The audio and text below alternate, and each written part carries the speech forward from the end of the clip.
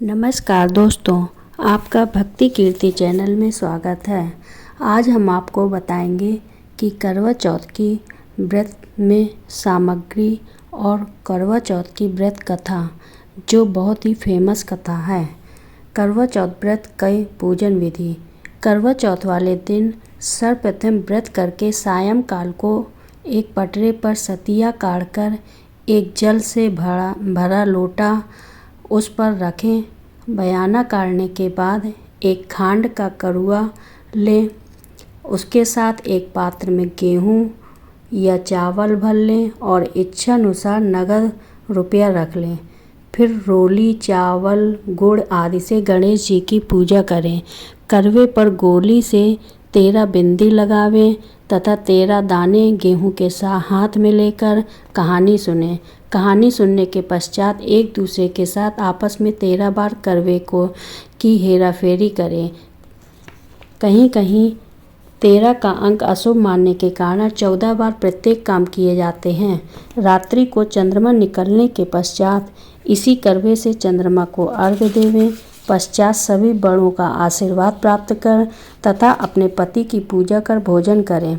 यदि बहन या पुत्री कहीं बाहर प्रदेश में रहती हो तो करवा, गेहूँ, चीनी, रुपया सहित उनके यहाँ पहुँचा दें। जो सौभाग्यवती स्त्रियाँ इस करक चतुर्थी का व्रत करके सायंकाल विधि विधान से पूजन करेंगी, वे अचल सौभाग्य, धन, पुत्र तथा बड़े भारी यश को प्राप्त करेंगी। अब हम आपको करवा चौथ व्रत की कथा सुनाएंगे, जो बहुत ही फेमस है।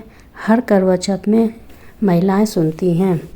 एक साहूकार था जिसके 7 बेटे और एक बेटी थी। सातों भाई व बहन एक साथ बैठकर भोजन किया करते थे।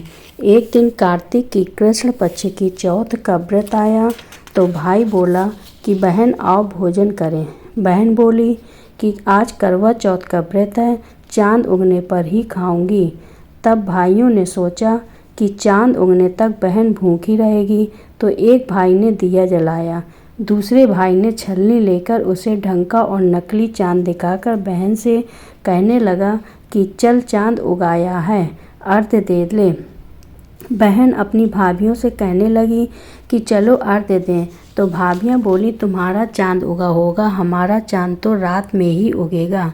बहन ने अकेले ही अर्घ्य दे दिया और खाना खाने लगी तो पहले ही ग्रास में बाल आ गया, दूसरे कौर में कंकड़ आया, तीसरे कौर में मुंह तक किया तो उसकी ससुराल से बुलावा आया कि उसका पति बहुत बीमार है, जल्दी भेजो। माँ ने जब लड़की को विदा किया तो कहा कि रास्ते में जो भी मिले उसके पांव लगना और जो कोई सुहाग का आशीष दे तो उसके पल्ले में गांठ लगाकर उसे कुछ रुपए देना। बहन जब भाइयों से विदा हुई तो रास्ते में जो भी मिला उसने यही आशीष दी कि तुम 7 भाइयों की बहन, तुम्हारे भाई सुखी रहें और तुम उनका सुख देखो।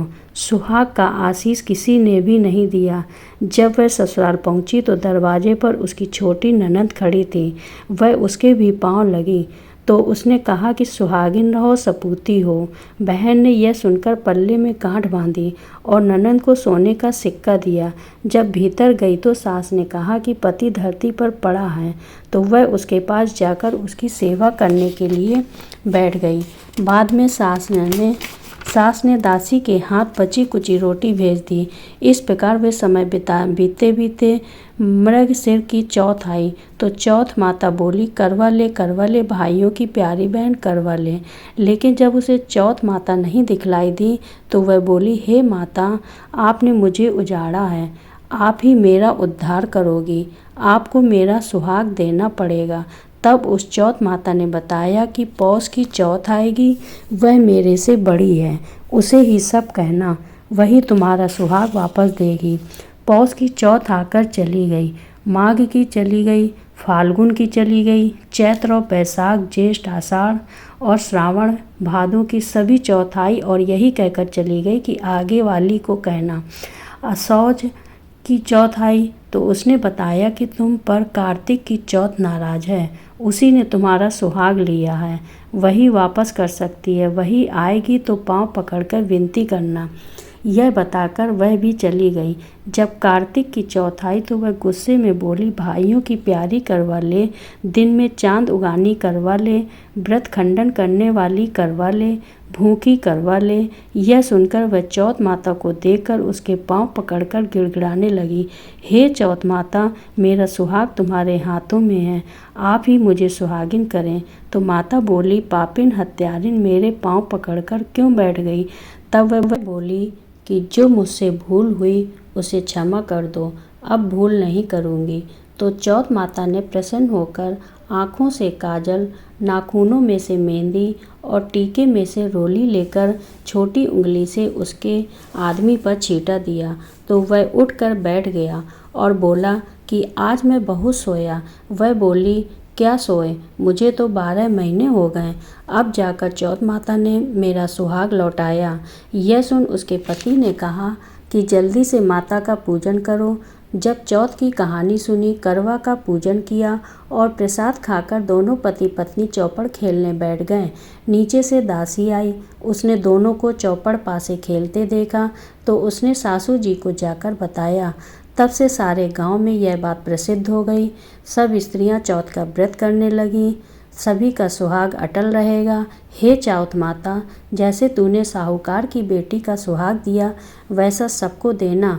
यही करवा चौथ के उपवास की सनातन महिमा है।